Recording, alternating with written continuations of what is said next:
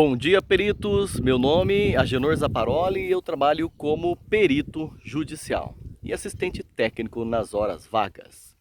Bom, o tema de hoje é o objeto da perícia se perdeu. E agora? É possível continuar a perícia? Eu te digo que sim. A maioria das vezes é possível continuar a perícia e eu vou te explicar por quê. Bom, pessoal, como vocês sabem, muitos crimes, por exemplo, de crimes de assassinato, são resolvidos sem corpo. Pode ser que a justiça não vá considerar, mas que o investigador procurou vestígios, indícios e resquícios de evidências, ele procurou e conseguiu criar uma lógica entre eles, né? Então ele foi e investigou várias cenas do crime, porque o crime ele pode se perpetuar, né? Como? Às vezes ele começou sendo planejado em um determinado local, ele às vezes ele recebeu a ajuda de uma pessoa pela internet, pelo WhatsApp. Como que eu vou fazer determinada coisa? Perguntou. Então o crime ele pode ser espacial. E ele pode ocorrer em vários locais. Começar num local, receber auxílio de pessoas de outro local, ser confabulado num terceiro local, pode ser ter início da fase material mesmo, onde ele começa o crime corporal, né? Onde ele ataca fisicamente a vítima e essa vítima atordoada ela pode ser transportada. Então o que que acontece?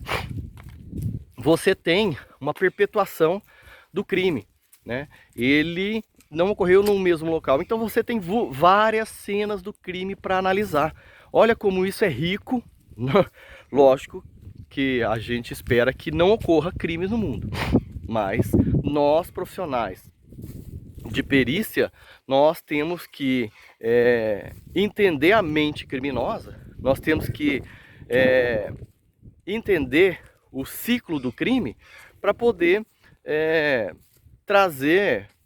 coletar evidências para a solução deles, né? Infelizmente, crimes ocorrem, a gente gostaria que não acontecesse. Eu, por exemplo, gostaria de continuar sendo perito, mas não para solucionar crimes hediondos ou um crime de assassinato e tudo mais. Não quer dizer que eu não faço isso. A minha área é mais civil mesmo, né? Apesar de que a gente às vezes se envolve em crimes de invasão, de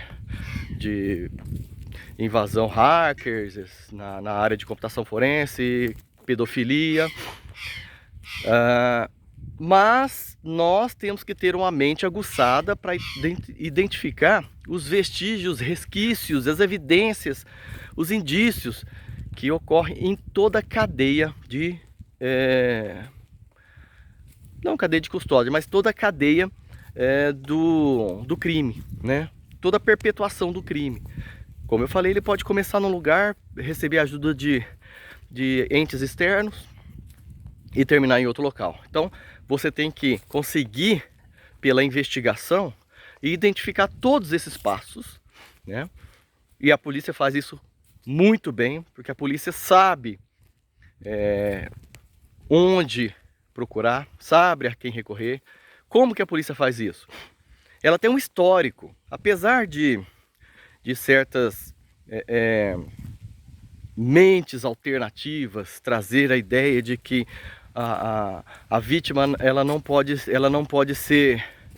sofrer busca simplesmente porque um dia ela já foi bandido. A visão principal, o pensamento principal é que o índice de incidência, isso é matemática, isso é científico. O índice de reincidência de criminosos é muito grande. Então é provável que aquele criminoso volte a cometer um crime. Então, se acontecer um crime na região que aquele criminoso mora, e ele é um dos poucos reincidentes, matematicamente, estatisticamente, quem que você vai visitar primeiro? Se os crimes são parecidos com o crime que ele cometeu no passado, eu vou ignorar a ciência? Eu vou ignorar essa estatística? Não vou, não. Então o que a polícia faz? Ela corre atrás de indícios, ela corre atrás de evidências e ela vai fazer uma oitiva com essa pessoa. Ela vai procurar essa pessoa, porque se ela pode ser que ela não cometeu o crime, mas ela talvez saiba quem cometeu, entendeu? Por quê?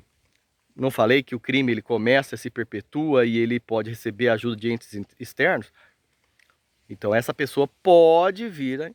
Não quer dizer que ela seja, né? Mas nós não podemos erradicar essa pessoa da oitiva, tá? Então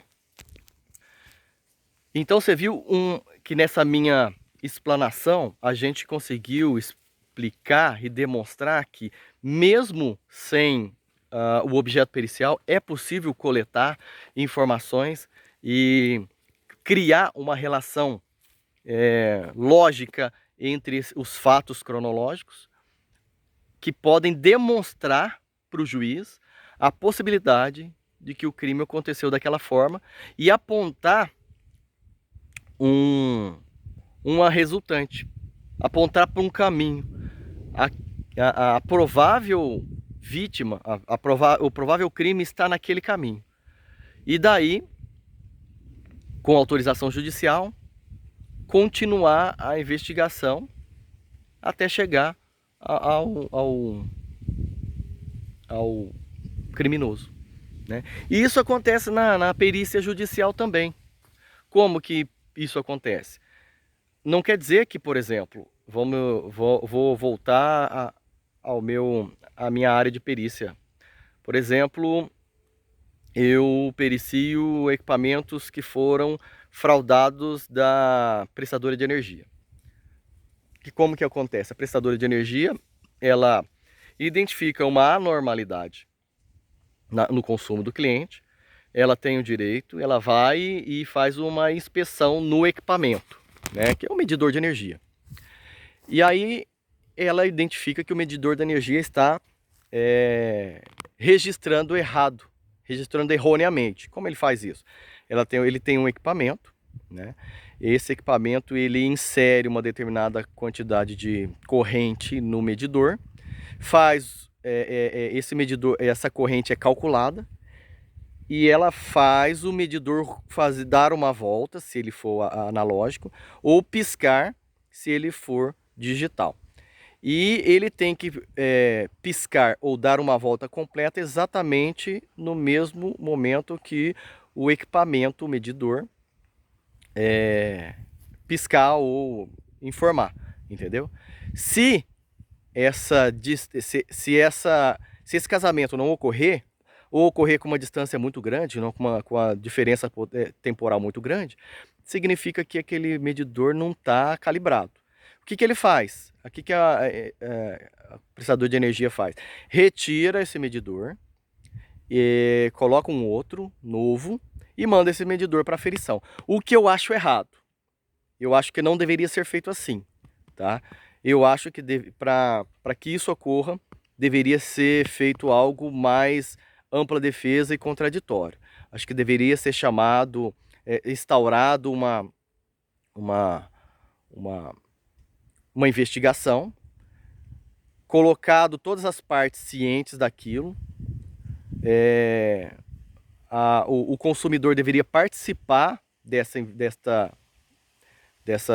investigação, ele deveria ser parte dessa investigação, ele deveria acompanhar todos os passos, porque hoje o que a prestadora faz? Ela pega o medidor e manda para uma outra cidade fazer a aferição. Como é que o consumidor vai participar, né? A não ser que a prestadora arque com os custos de deslocamento, não há ampla defesa completa aí. Eu acho que ela deveria deixar levar o medidor para um sistema de medição na mesma cidade, tá? Eu deveria ter um laboratório na mesma cidade e comunicar que o equipamento será periciado na cidade. O que acontece? A operadora também, a prestadora de energia, não vai levar o equipamento sem a presença do consumidor. Ela vai estabelecer um dia para que o autor, o consumidor, possa